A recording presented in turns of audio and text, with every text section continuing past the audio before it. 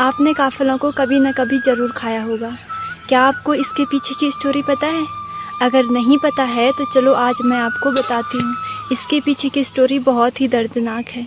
एक गांव में एक माँ और बेटी रहा करते थे। उनका गुजारा चलता था जब बहुत सारे फल होते थे पहाड़ों में या फिर खेती बाड़ी से। तो ऐसे ही जेठ का महीना आता है और जंगलों में काफ़ल पकते हैं और उसकी मम्मी एक दिन जंगल जाती है काफ़ल लेने के लिए और वहाँ से एक बड़ी सी टोकरी भर के काफ़ल लाती है घर।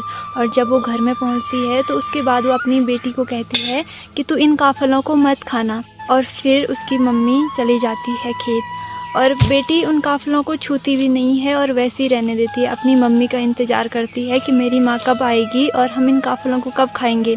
और जब उसकी मम्मी घर आती है और टोकरी को देखती है तो उसमें काफ़ल आधे हुए होते हैं और उसकी माँ को लगता है कि काफ़ल उसने खा रखे हैं। इसलिए वो अपनी बेटी पे एक ज़ोर सा थप्पड़ मारती है और बेटी नीचे ज़मीन पे आके टकराती है। उसने दिन भर से कुछ खा नहीं रखा था, वो वैसे भी कमज़ोर थी, इसलिए उसकी वहीं पे मौत हो जाती है।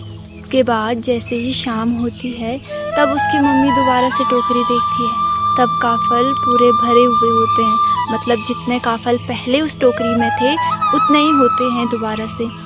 तो उसकी मम्मी सोचती है और बहुत रोती है और वैसे ही रोते रोते उसकी भी मौत हो जाती है। जिसके बाद वो दोनों चिड़ियाएँ बन जाती है और जब काफ़ल पकने का टाइम आता है तब वो कहती है काफ़ल पको मैं नीचा क्यों। तो गाइस जो काफ़ल कम हुए थे उनका रीज़न था कि जब काफ़लों पे धूप पड़ती है तो वो सिकुड़ जाते हैं, क्योंकि उस टाइम पे दोपहर का समय था और इसलिए वो काफ़ल कम हो गए थे। और जैसे ही शाम हुई वो काफ़ल जैसे पहले स्थिति में थे वैसे ही आ गए। जितने किस ने ये कहानी सुन रखी है कमेंट बॉक्स में ज़रूर बताना। और ऐसे ही अनसुनी और रहस्यमय कहानियाँ जानने के लिए मेरे पेज को फॉलो करना ना भूलें।